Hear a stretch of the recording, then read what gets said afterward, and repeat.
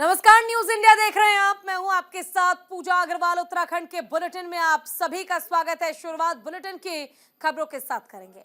Haldwani Banbhoolpura curfew पर बड़ा update आपको दे दें, जहां बनभूलपुरा कर्फ्यू में बड़ी ढील दी गई है। जिला प्रशासन ने जारी किए हैं आदेश। हिंसाग्रस्त क्षेत्र के 100 मीटर दूर तक सब बंद रहेगा।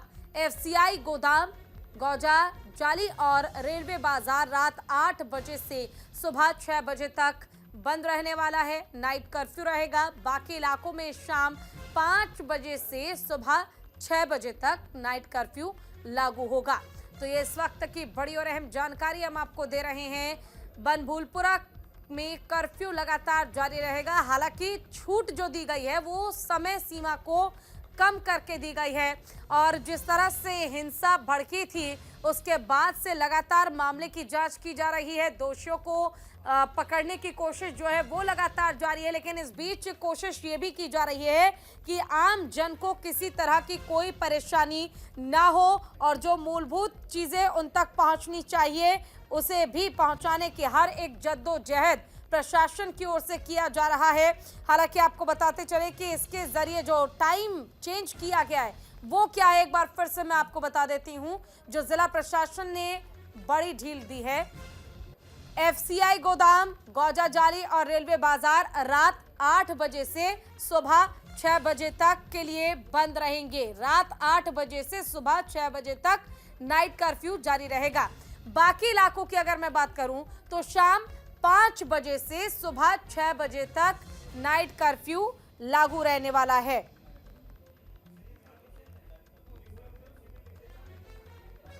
तो इस वक्त की बड़ी और अहम जानकारी हम आपको दे रहे हैं।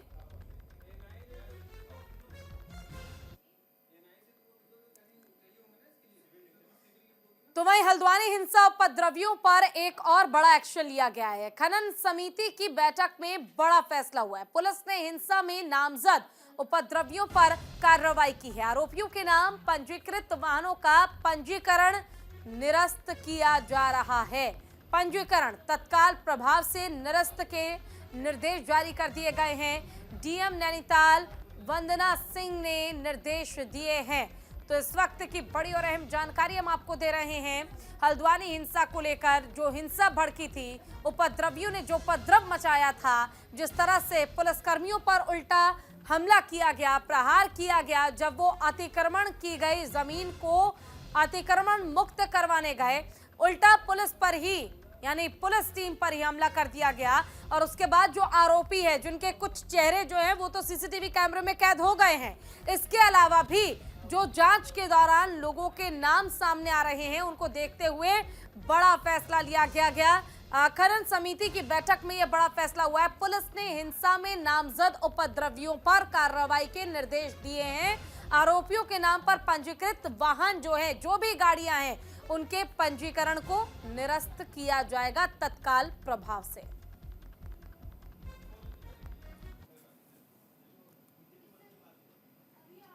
हल्द्वानी हिंसा से जुड़ी एक और बड़ी खबर आपको बता दें। मास्टरमाइंड अब्दुल मलिक के घर पर कार्रवाई।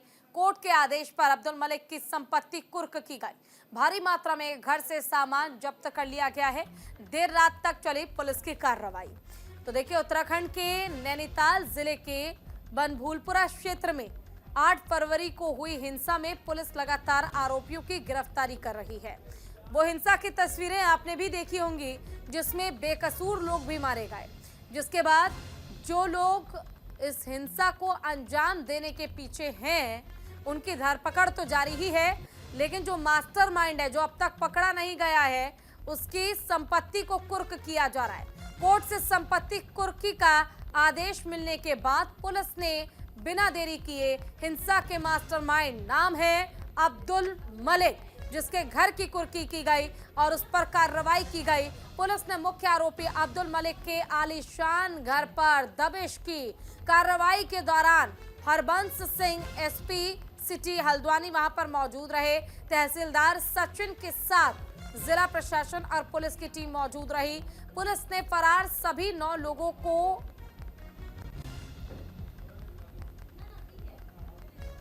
वांटेड घोषित किया है, और पुलिस की ओर से न केवल वांटेड घोषित किया गया, बल्कि जो आरोपी हैं उनके पोस्टर्स भी लगा दिए गए हैं। हल्द्वानी हिंसा के आरोपियों की धरपकड़ लगातार जारी है। वहीं इसी से जुड़ा एक और बड़ा अपडेट जो है वो हम आपको दे दें। हल्द्वानी हिंसा के 9 दंगाइयों के पोस्टर्स जारी कर दिए गए हैं। आरोपियों से जब्त की गई संपत्ति को कुर्क करने की कार्रवाई जो है वो शुरू हो गई है।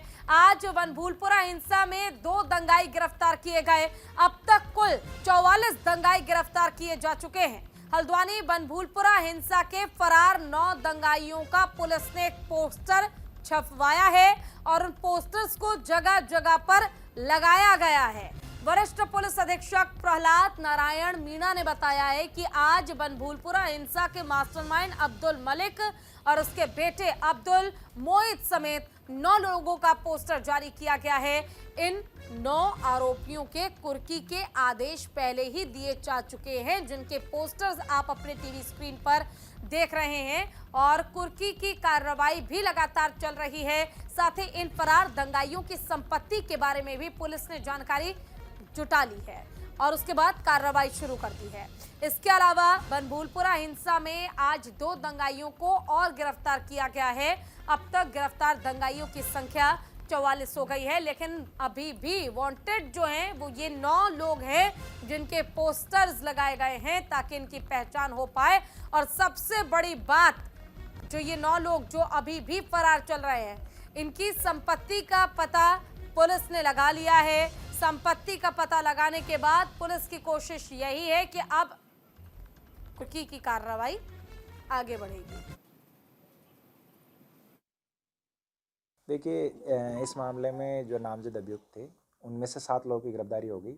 बाकी जो 9 लोग थे वो फरार चल रहे थे। हमने कोर्ट से वारंट लिए। कोर्ट से वारंट लेने के बाद में इन लोगों की जो कुर्की है वो हमारे द्वारा की जा रही है। साथ ही चूँकि ये लोग सभी वांछित है, अतः इन लोगों के सभी के पोस्टर चिपकाए गए हैं ताकि इनकी गिरफ्तारी में जनता से सहयोग लिया जाए। तो वहीं उत्तराखंड के सीएम का वनभूलपुरा क्षेत्र में एक्शन लगातार जारी है। अतिक्रमण की जगह बनाई गई पुलिस चौकी का लिया एडीजी ने जायजा। नए थाने के निर्धारित मानकों पर चर्चा हुई। सुरक्षा व्यवस्था दुरुस्त करने के निर्देश दिए गए। डीआईजी और एसएसपी नैनीताल ने निर्देश जारी किए हैं।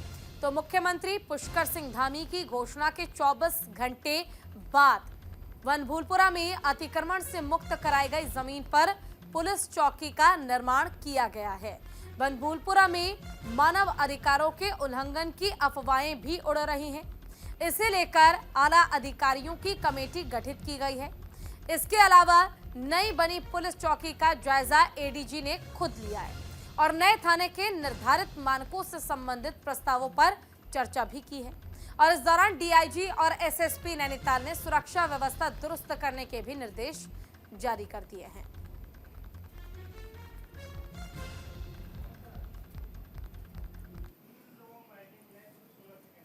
खबर लक्सर से है, जहां पर एक तरफ राजनीतिक पार्टियां लोकसभा चुनाव की तैयारियों में जुटी हुई है, तो वहीं दूसरी तरफ निर्दलीय नेता भी लोकसभा चुनाव में ताल ठोक रहे हैं।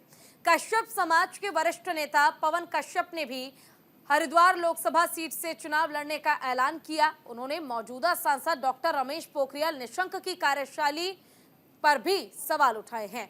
उन्होंने इस बार लोकसभा चुनावों में अपनी जीत का दावा भी किया है।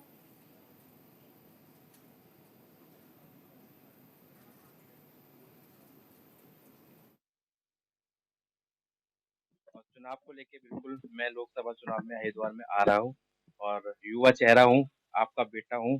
सभी लोगों के लिए मैं चुनाव में आ रहा हूँ, सभी समाज के लिए मैं आ रहा हूँ और गरीब परिवार का बेटा हूँ मैं और सभी समाज के जो गरीब लोग हैं उनकी आवाज़ बन के मैं हरिद्वार में आ रहा हूँ लोकसभा चुनाव लड़ने के लिए। चेहरा जरूर नया है मगर मैं हरिद्वार से बहुत लगा हुआ हूँ। शुरुआत में हरिद्वार में बहुत घूमा भी हूँ और देवभूमि है वहाँ हमारी हरिद्वार। तो जो मुद्दे हैं देखिए आप देख सकते हैं बड़े भैया कि हरिद्वार में सिडकुल है, परंतु तो वहीं कोरोना काल से बंद पड़ी ट्रेनों के फिर से संचालन की मांग जोरों पर है। हरिद्वार दिल्ली पैसेंजर सहित करीब आधा दर्जन ट्रेनें फिर से संचालित करने की मांग लश्कर और आसपास के इलाके के लोग लगातार कर रहे हैं। इस बाबत नगर के लोगों ने हरिद्वार सांसद डॉक्टर रमेश पोखरियाल निशंक को ज्ञापन भेजा है। स्थानीयों को साफ तौर पर ये कहते हुए सुना गया है कि इन तमाम ट्रेनों के संचालन ना होने की वजह से उत्तराखंड का एक रेलवे स्टेशन लश्कर वीरान स्थिति में है और साथ ही डेली पैसेंजर को भारी दिक्कतों का सामना करना पड़ रहा है। ऐसे में यात्रियों के साथ साथ रेल विभाग को भी प्रति महीने कई लाख रुपए का राजस्व का नुकसान उठाना पड़ रहा है।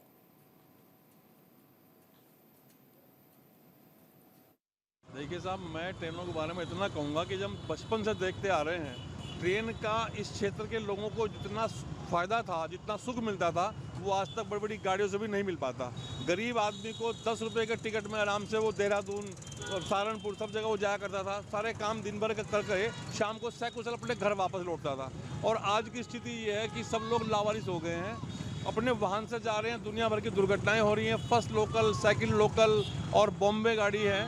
इन सब गाड़ियों से यहाँ के व्यापारियों को भी बहुत अच्छा व्यापार मिलता था, गरीब आदमियों को बहुत फ़ायदा होता था। लेकिन ये सब ट्रेन बंद करके इन्होंने बिल्कुल अच्छा नहीं किया। और अभी हाल में एक अयोध्या के लिए गाड़ी चलाई है, उसका स्टॉपेज भी यहाँ इन्होंने ना दे करके एक यहाँ की जनता को जो है ना, मतलब तो हमारे टाइम से क्या, पढ़ते टाइम से भी लोकल, फर्स्ट लोकल होती थी, एक सेकंड लोकल होती थी, जिसमें आदमी 10 रुपये का टिकट लेके सहारनपुर चला जाता था। अपने काम निपटाने के बाद 10 रुपये का टिकट लेके शाम को 8 बजे अपने घर पहुँच जाता। लेकिन अब 500 रुपये भी जेब में होने के बाद आदमी सहारनपुर नहीं पहुँच पाता। यहाँ से रुड़की से फिर सहारनपुर की बस पकड़नी पड़ती है। और आकस्मिक दुर्घटना होने की ज़्यादा चांस है, क्योंकि जिसके पास 2 मोटरसाइकिल, अगर एक मोटरसाइकिल पे 2 आदमी अलाउ होते हैं, अगर तीसरा बैठता है चलान होता है, दूसरा दुर्घटना होने का सबसे ज़्यादा चांस है। इसलिए मेरी ये कह रहे हैं, जो हमारी सरकार है बीजेपी की, ये कह रही है कि विकास कर रहे हैं, लेकिन लक्ष्य का विकास बिल्कुल रोक दिया उन्होंने ट्रेन बंद करके। यहाँ तो वहीं हरिद्वार में नगर निगम की टीम की कार्रवाई देखने को मिली है, जहां जानवरों के अवैध काटने पर एक्शन में नगर निगम नजर आ रही है। मीट शॉप ने नियमों की उड़ाई धज्जियां। नगर निगम की टीम ने लिया अवशेष के सैंपल, कई दुकानों के काटे गए चालान। मीट शॉप को शिफ्ट करने की कवायद शुरू हो गई है। पूरा मामला क्या है वो आपको समझाते हैं। देखिए, हरिद्वार के ज्वालापुर में मीट शॉप नियमों की धज्जियां उड़ा रहे हैं। शिकायत पर छापेमारी करने के लिए नगर निगम की टीम पहुंची, जहां पर ज्वालापुर स्थित बकरा मार्केट की कई दुकानों में अनियमितताओं को पाया गया। टीम को कुछ स्थानीय लोगों से जानवरों का अवैध रूप से काटने की जानकारी मिली थी। जो नगर निगम की टीम है, उन्हें आम लोगों ने जानकारी दी थी कि यहां पर अवैध रूप से गलत तरीके से जानवरों को काटा जा रहा है और कूड़े में फेंके जाने की भी शिकायत लगातार मिल रही थी। छापेमारी करने के लिए जब टीम यहां पर पहुंची तो टीम ने जो अवशेष हैं उसके सैंपल लिए और जांच के लिए अपनी रिपोर्ट भेज दी है। इसके अलावा अनियमितताएं यानी कि लापरवाही मिलने पर कई दुकानों के चालान भी काटे गए। नगर आयुक्त वरुण चौधरी ने बताया कि ज्वालापुर से मीट शॉप को शिफ्ट करने की कवायद अब चल रही है। जल्द ही यहां से जो तमाम मीट शॉप हैं उन्हें शिफ्ट किया जाएगा।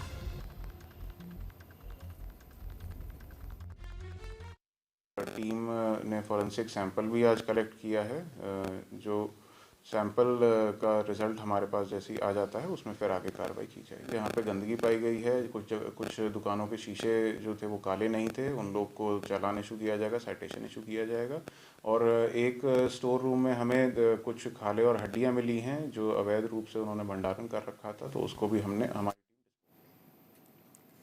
वहीं चमोली ग्राम पंचायत के परतोली गांव के लोगों ने 2 किलोमीटर सड़क की मांग को लेकर उप जिला अधिकारी कर्णप्रयाग के माध्यम से जिलाधिकारी चमोली को ज्ञापन भेजा है। ग्रामीणों का कहना है कि सड़क से 2 किलोमीटर पैदल दूरी नापकर गांव को पहुंचते हैं। यानी कि लोगों का ये कहना है कि उन्हें मजबूरन, क्योंकि सड़क खराब है, इसलिए 2 किलोमीटर पैदल चलकर गांव जाना पड़ता है। अस्पताल भी गांव से काफी दूर है, जिस कारण परेशानी होती है। ऐसे में ग्रामीणों को परेशानियों का काफी ज्यादा सामना करना पड़ता है। ग्रामीणों ने कहा है कि सड़क की मांग को लेकर अधिकारियों और नेताओं के कई चक्कर वो लगा चुके हैं, लेकिन अभी तक सड़क नहीं बनवाई गई है, ना ही ठीक करवाई गई, जिससे सभी गांव वालों ने आगामी लोकसभा चुनाव में मतदान करने से इनकार कर दिया है, यानी कि वोट का बहिष्कार किया है। सर, हमारी मांग ये है कि हम 15-20 सालों से शासन को कई बार अवगत कराया है, हमारे यहाँ जितने भी वृद्ध लोग हैं और या महिलाएं, प्रसव वाली महिलाएं हैं, हमको कंडी और डंडी के मुताबिक 2 किलोमीटर पैदल लाना पड़ा है, जिससे हमारे यहाँ के लोग दुविधा में फंसे हैं। कभी जीव जंतु से भी खतरा है। पहाड़ी इलाके में जब बरसात होती है तो पत्थर गिरने का भय बना रहता है। इसलिए हमने शासन को कई बार इंफॉर्मेशन और लेटर के मुताबिक अवगत कराया कि हमारे को रोड की आवश्यकता है और यहाँ पर हमारे अधिक से अधिक वृद्ध जो विधवा औरतें हैं वो भूत। तो वहीं मसूरी में एक हफ्ते पहले चोरी की घटना सामने आई थी, जिसमें चोरों ने मोबाइल की दुकान से 8 मोबाइल फोन और करीब 50,000 रुपए नकदी चुरा ली थी। और इस मामले में मसूरी पुलिस ने नाबालिग चोर को गिरफ्तार किया था। पुलिस ने चोर से चोरी किए गए मोबाइल फोन और कुछ नकदी बरामद किया।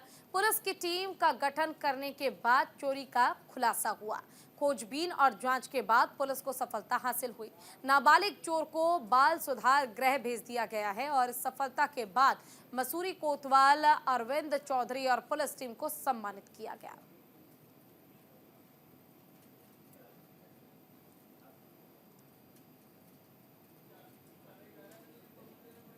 और इसी के साथ फिलहाल के लिए उत्तराखंड की खबरों में बस इतना ही, लेकिन खबरों का सिलसिला दिन भर जारी रहेगा। आप कहीं मत जाइए और देखते रहिए न्यूज़ इंडिया। नमस्कार।